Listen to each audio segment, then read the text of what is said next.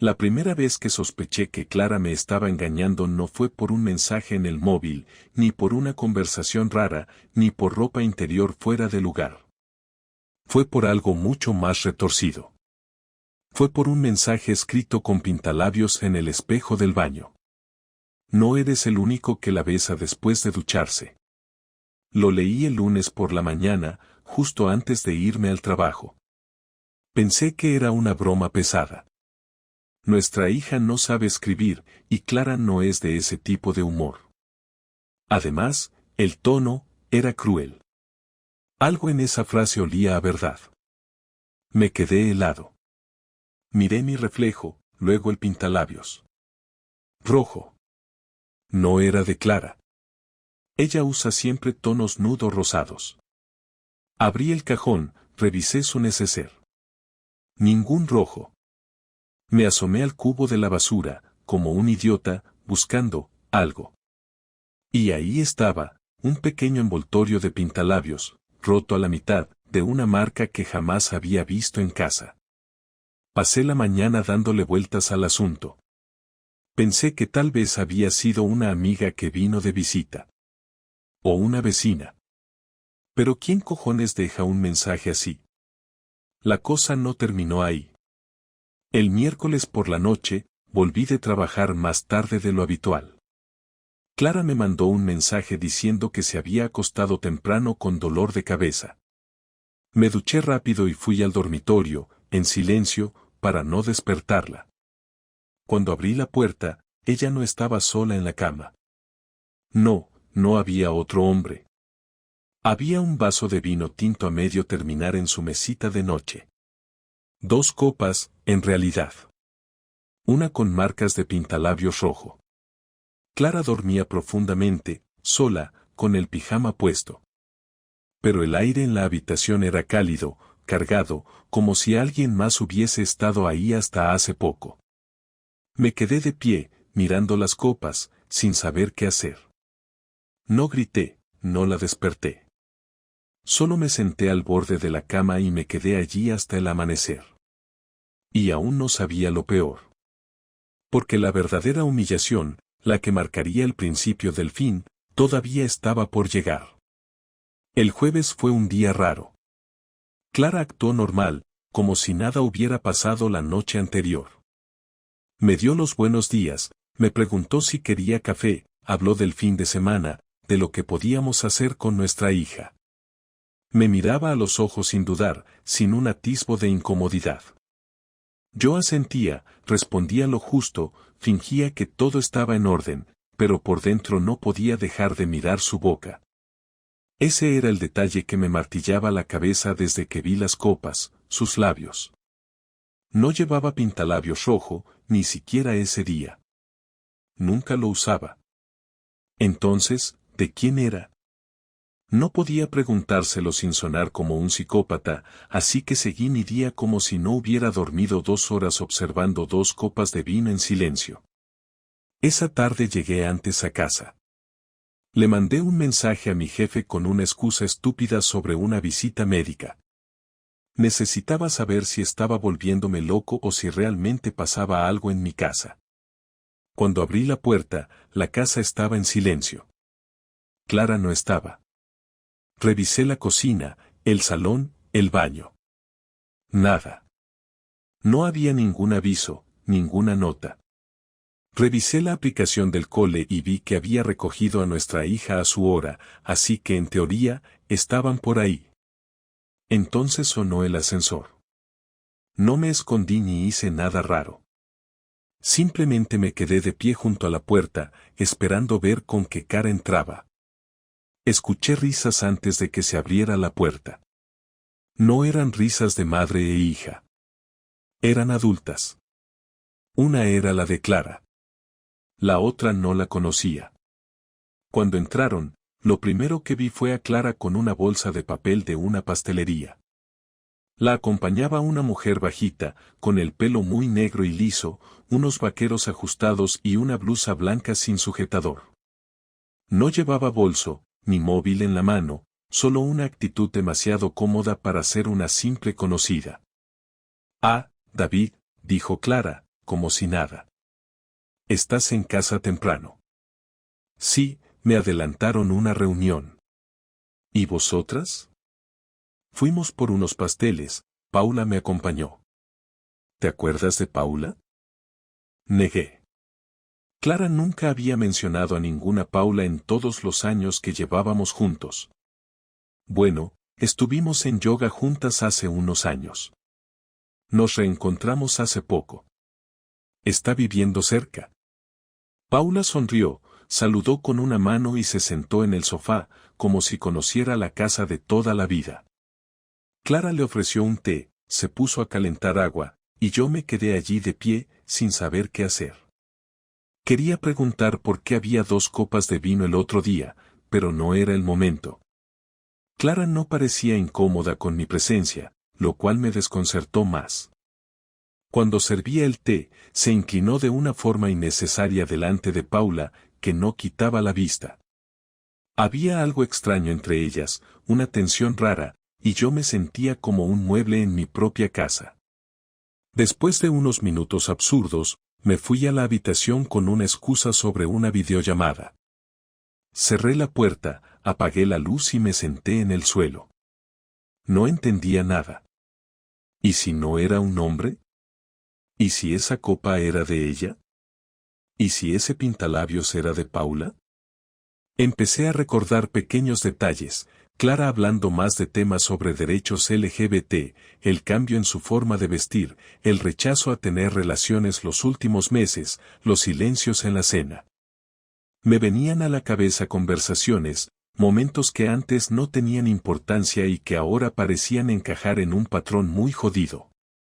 Cuando Paula se fue, unas 2 horas después, la escuché despedirse con un "nos vemos pronto, cariño", y un beso que no vi, pero que sonó más íntimo de lo que debería.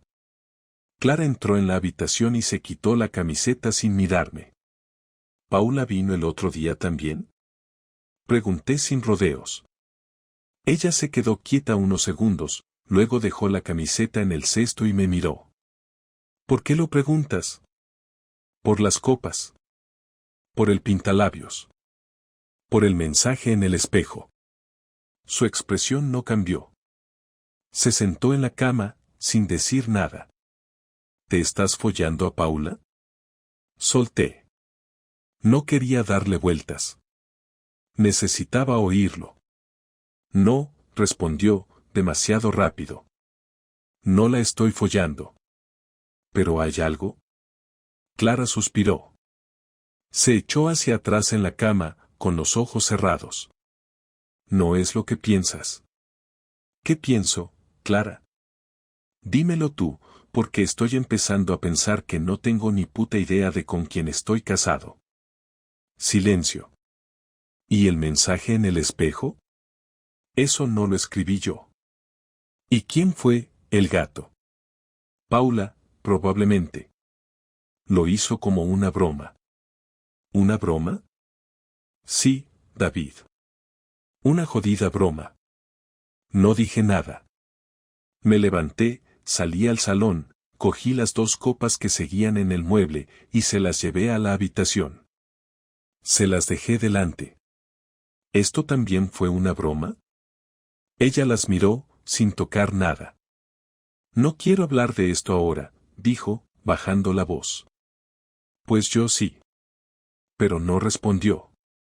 Se dio la vuelta, se tapó con la sábana y se quedó en silencio. Me fui al sofá, sin saber si lo que acababa de pasar era una confirmación o una huida, pero lo que sí sabía era que algo estaba muy roto entre nosotros, y que yo ya no podía seguir haciendo como si no pasara nada.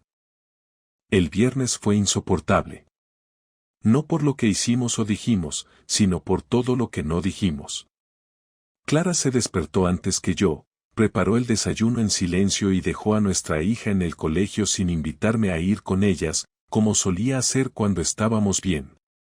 Ni siquiera me miró al salir de casa. Yo me quedé sentado en la mesa, con un café frío que no había pedido y una lista de preguntas en la cabeza que ya no sabía cómo formular sin sonar paranoico o agresivo.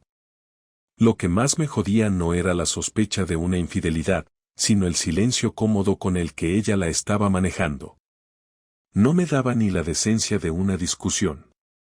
Me estaba dejando fuera, como si ya no tuviera ningún derecho a saber lo que pasaba en mi propia casa. Cuando volvió por la tarde, la esperé en el salón. No encendí la tele, no puse música, no hice ruido. Solo me senté ahí, esperando que entrara. Clara abrió la puerta, colgó las llaves, dejó el bolso en la entrada y pasó de largo sin mirarme, como si yo no existiera. Esa indiferencia me quemó más que cualquier insulto.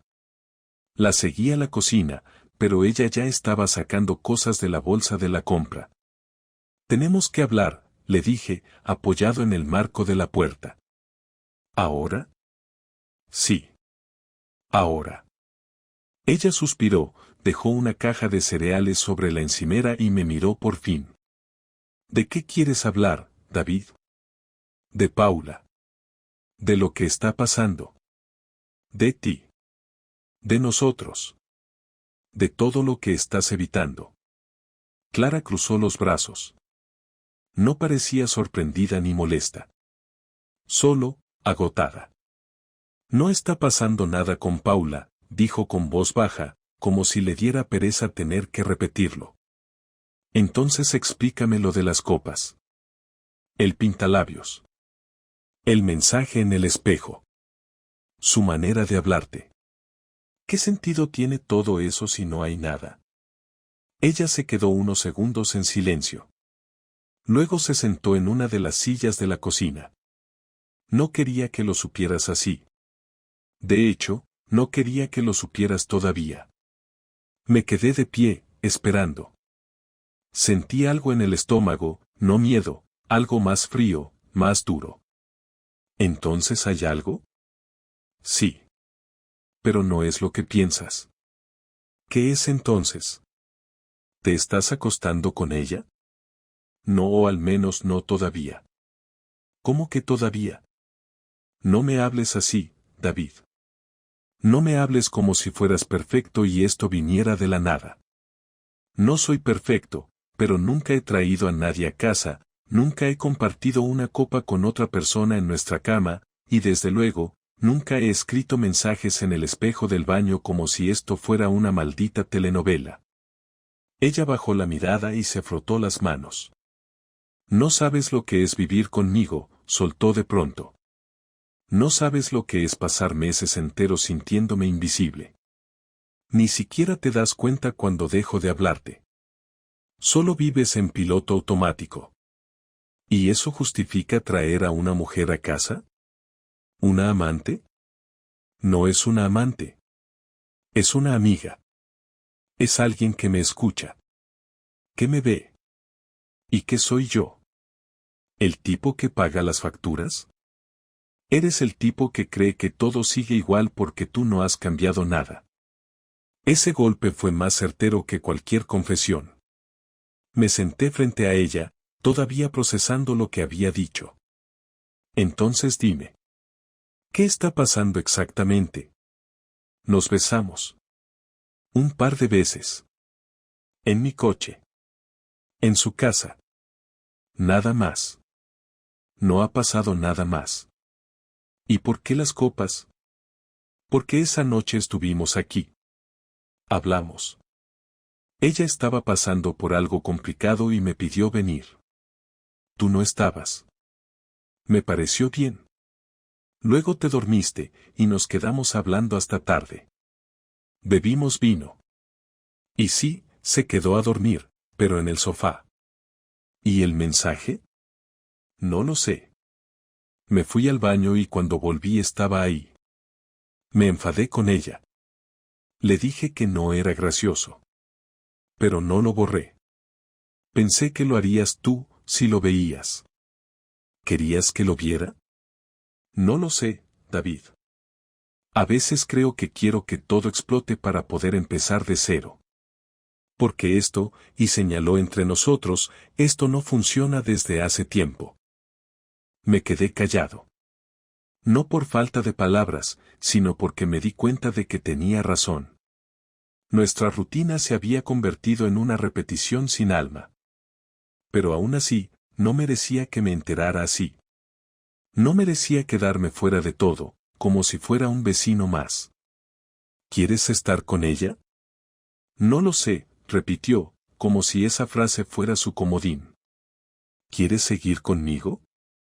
Clara me miró sin pestañear. Tampoco lo sé.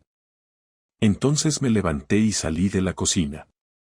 No por orgullo ni por rabia, sino porque si me quedaba un minuto más, iba a decir algo que no quería decir. Subí al dormitorio, cogí una mochila vieja, metí algo de ropa y me fui a casa de mi hermano. No le expliqué nada, solo le dije que necesitaba quedarme unos días. Me dejó el sofá y una manta. Esa noche no dormí. Solo pensé en cómo había llegado todo tan lejos sin darme cuenta. El sábado por la mañana me levanté en el sofá del piso de mi hermano con la espalda destrozada y la cabeza todavía peor. Él ya estaba despierto, leyendo el periódico en la cocina, sin decir nada. Me sirvió un café sin preguntar nada, y lo agradecí. No estaba listo para contarle todo. De hecho, no estaba listo para hablar con nadie. Solo tenía una idea fija desde que salí de casa: Clara no iba a salirse con la suya. No podía permitir que me hiciera pasar por el malo, el ausente, el distraído, mientras ella se deslizaba por nuestra rutina como si todo lo que estaba haciendo fuera normal. Yo había aguantado mucho, había tragado en silencio cuando ella decidió no tocarme más, cuando se volvió fría, cuando empezó a quedarse fuera más tiempo del habitual. Ahora entendía por qué. Y si pensaba que yo iba a quedarme ahí quieto viendo cómo jugaba con los dos mundos, estaba muy equivocada. Lo primero que hice fue ir al banco. Teníamos una cuenta conjunta que usábamos para los gastos mensuales y otra donde yo depositaba parte de mis ingresos. Saqué la mitad de esa cuenta, la que no estaba compartida, y abrí una nueva solo a mi nombre. Cambié las contraseñas de todos mis accesos digitales, correo, nube, redes sociales, y lo más importante, el gestor de gastos que usábamos juntos. Clara no se daba cuenta de todo lo que controlaba yo desde ahí. Las suscripciones, los pagos automáticos, incluso su propio teléfono. Era todo mío. Lo desactivé en silencio. Si quería seguir usando su móvil, tendría que empezar a pagar sus cosas por su cuenta. No era una venganza económica. Era justicia. Ella había tomado decisiones a espaldas mías, ahora yo tomaba las mías. Luego fui a ver a un abogado. No para divorciarme aún, sino para saber mis opciones. Le conté todo. El mensaje, las copas, la confesión a medias. Me escuchó sin interrumpirme y me explicó lo que podía hacer. En teoría, no había adulterio comprobable si no había relaciones sexuales, pero en la práctica, el hecho de haber metido a otra persona en la vida íntima del matrimonio, de haber ocultado algo así, bastaba para iniciar el proceso si yo quería. Me explicó que, como teníamos una hija pequeña, lo mejor sería documentar todo con calma, sin precipitarme. Le pedí que preparara los papeles, por si acaso. Le di mi número nuevo, mi nueva dirección temporal, y acordamos mantenerlo en silencio. No iba a lanzarlo todo aún, pero necesitaba estar listo. Después fui a una copistería y mandé imprimir algunas fotos que había tomado en casa. Las copas, el pintalabios en el papel, un par de capturas de cámaras de seguridad que había instalado hace un año en el salón sin decirle nada a Clara, por pura paranoia.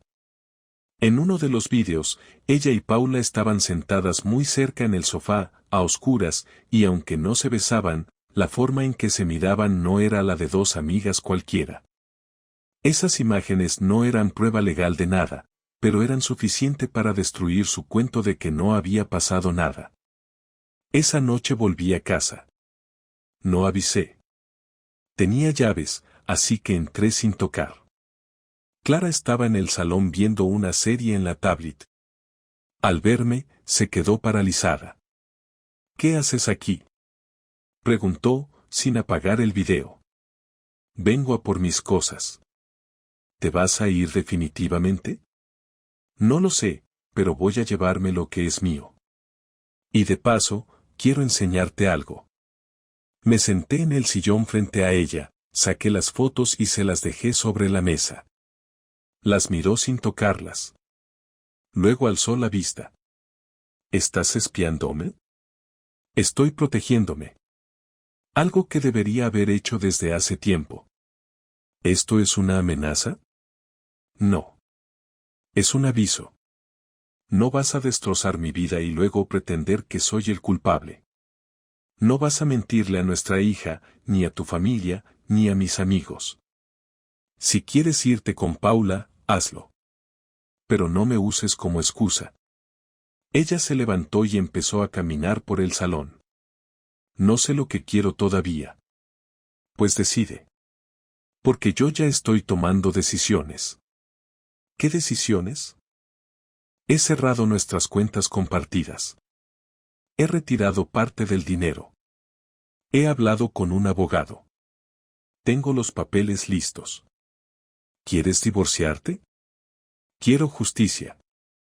No quiero seguir en este circo. ¿Y nuestra hija? Eso es lo único que me importa de verdad. Por eso quiero hacer las cosas bien. Pero no voy a quedarme de brazos cruzados mientras tú te diviertes con tu amiga y yo duermo en casa de mi hermano con la espalda rota. Ella se sentó de nuevo, se llevó las manos a la cara y no dijo nada.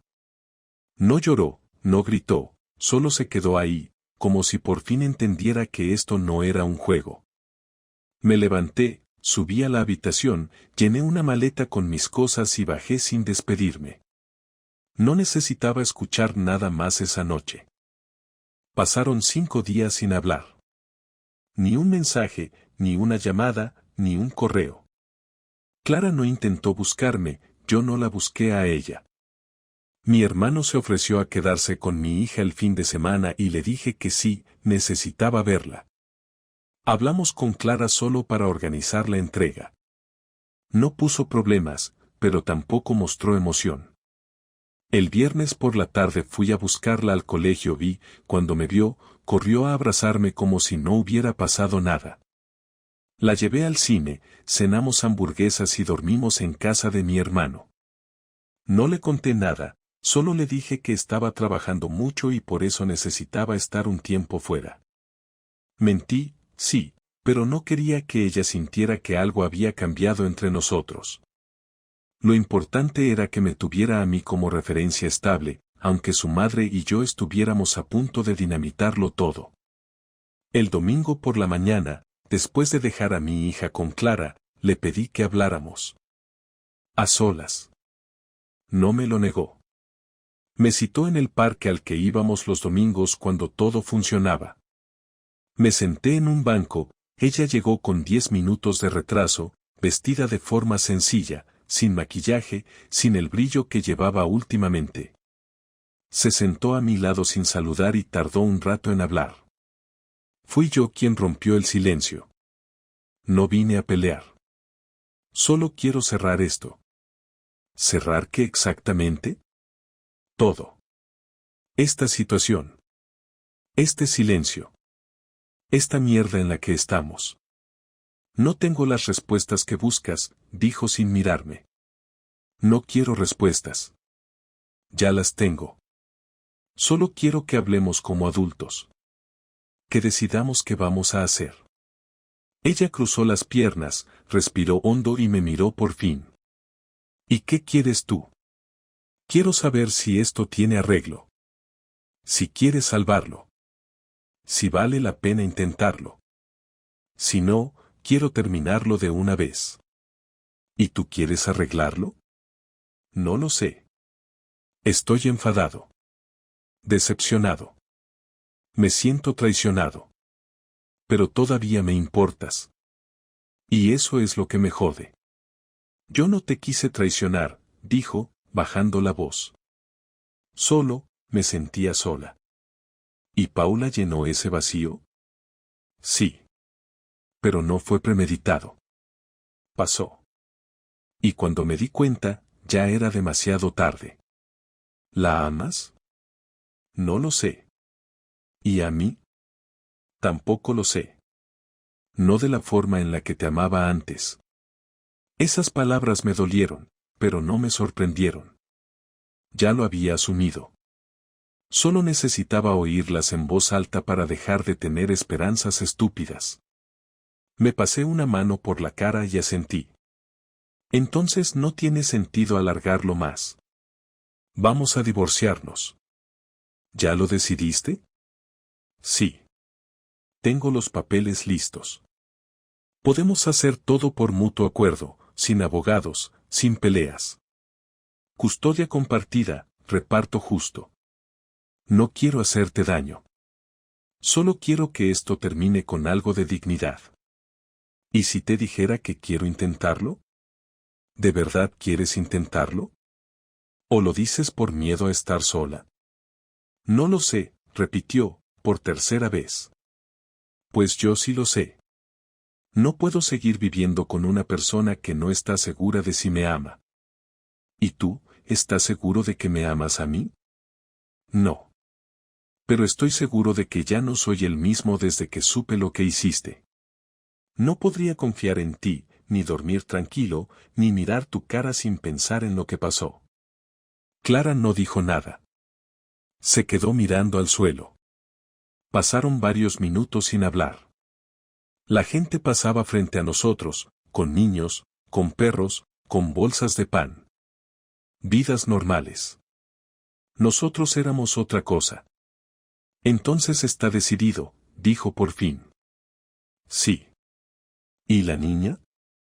Vamos a hacer lo mejor para ella. Lo más justo. Y lo más estable. No quiero que esto la afecte más de lo necesario. Tampoco yo. Y quiero que sepa que no fue culpa suya. Que sus padres se respetan. Que simplemente no podían seguir juntos. Clara asintió. ¿Vas a decírselo tú? Podemos hacerlo juntos. Está bien. Nos quedamos sentados un rato más, sin hablar. Luego ella se levantó y me dijo que me mandaría un mensaje con su disponibilidad para firmar los papeles. Asentí. Nos miramos una última vez, sin rabia, sin lágrimas, sin promesas. Y se fue caminando lento, como si ya no llevara prisa por nada. Yo me quedé en el banco un rato más, pensando en todo lo que habíamos perdido, pero también en lo que podía recuperar. Mi paz. Mi dignidad. Mi derecho a no vivir con dudas. No iba a ser fácil, pero al menos ya no estaba atrapado en una historia que no era mía. 3 semanas después de aquella conversación en el parque, firmamos los papeles en una notaría del centro. Clara fue puntual.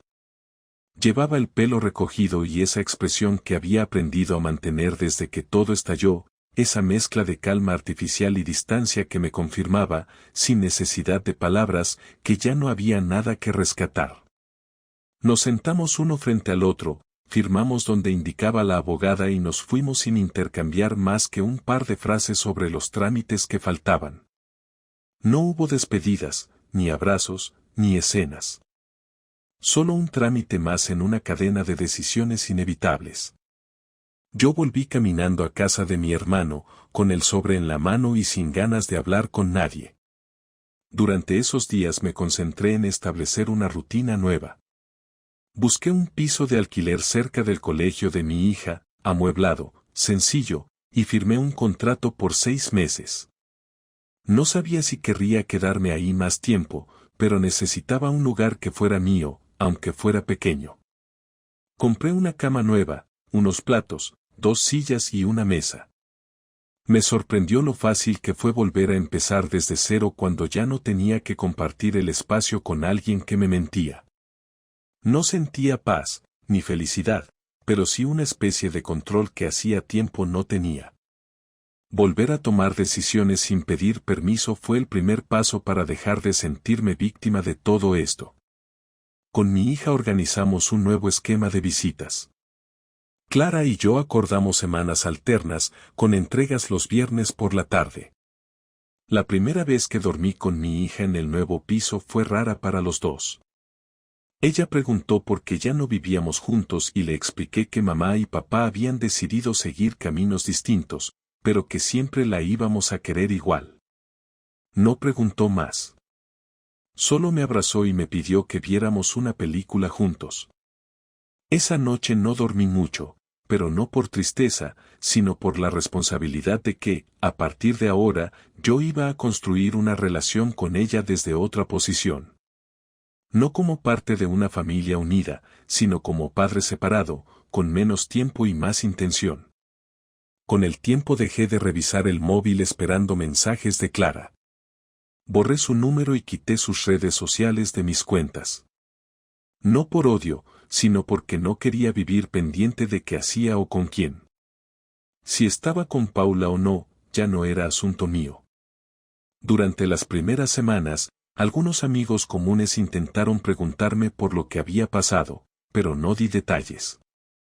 Solo decía que el matrimonio no funcionó y que ahora estaba centrado en estar bien y cuidar de mi hija. No iba a convertirme en ese tipo de ex que repite la historia de su dolor buscando compasión o aliados. No quería alimentar el resentimiento. Solo quería recuperar mi vida. Un viernes por la tarde, después de dejar a mi hija con Clara, decidí caminar sin rumbo. Terminé en una cafetería pequeña, una de esas donde nunca había estado antes, en un barrio que no solía visitar. Pedí un café solo y me senté cerca de la ventana. Me di cuenta de que ya no pensaba todo el tiempo en lo que había pasado.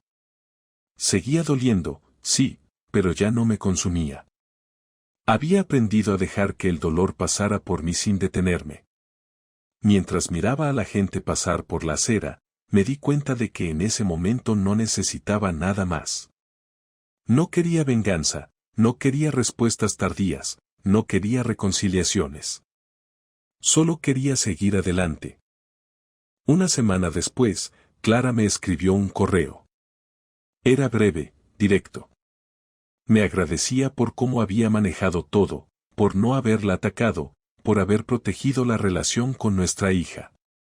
Me decía que sabía que me había fallado, que había tomado decisiones impulsivas y egoístas, y que esperaba que algún día pudiera perdonarla, no para volver, sino para que ambos tuviéramos una vida sin culpas. Le respondí al día siguiente, sin emoción. Le dije que no necesitaba su agradecimiento, que cada uno había hecho lo que creyó necesario y que esperaba que también ella pudiera encontrar su lugar, lo que fuera que eso significara para ella. No hubo más intercambios después de eso.